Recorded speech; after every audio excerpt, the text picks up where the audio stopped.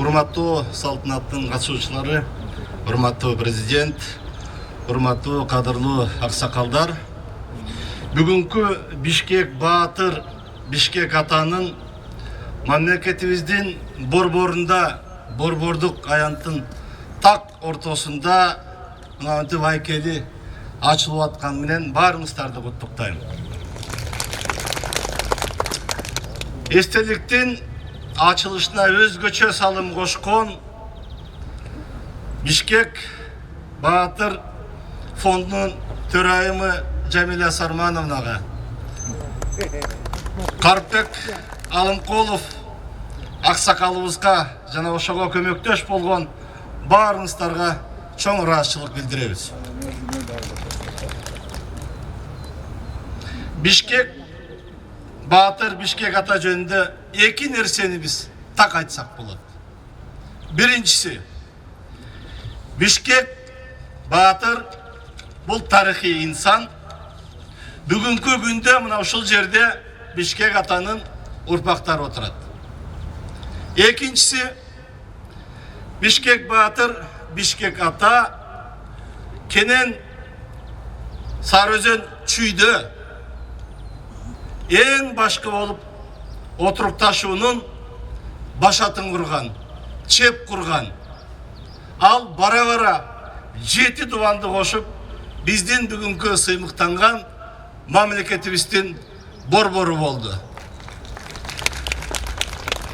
Илимпоздордун илимий изилдөөлөрүнүн негизинде, архивдик материалдардын негизинде бул такталды. Бул талашсыз факт.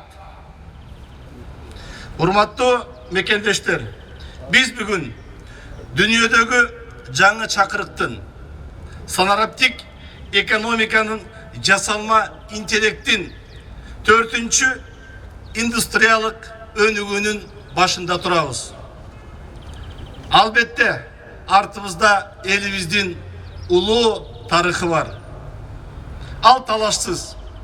Бирок бүгүн бизге эртеңки өнүгүү багытыбыз, интернет индустриясына жооп берген инновациялык өндүрүш, императивдүү экологиялык секирик, энергетика багытындагы жашыл кайра калыбына келүүчү энергия, анан албетте бүгүнкү талапка жооп берген жол байланыш инфраструктурасы керек.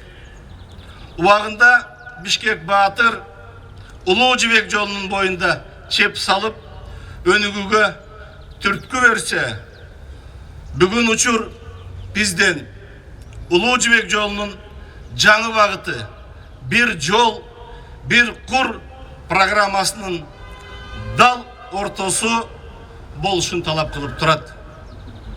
Дүйнөдөгү жакын карадагы өнүгүү багыты бул технологиянын, инновациянын, экологиялык таза жашыл экономиканын, өндүрүштүн, сооданын жана башкалардын өсүшү болот.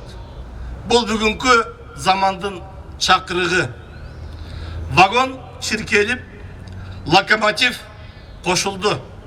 Мына ушул узун чынжырчада сөзсүз түрдө Кыргызстандын орду болуш керек. Бул замандын, бүгүнкү күндүн талабы. Бул үчүн албетте мамлекетибизде эң башында элибиздин биримдиги, туруктуу, күчтүү бийлик бутактары, темирдей тартип, мыйзамдын диктатурасы жана эң ыңгайлуу инвестициялык шарт керек. Баарыңыздарды бүгүнкү салтанат менен куттуктайм. Чоң рахмат. Чоң рахмат, Темир Эргенбаевич.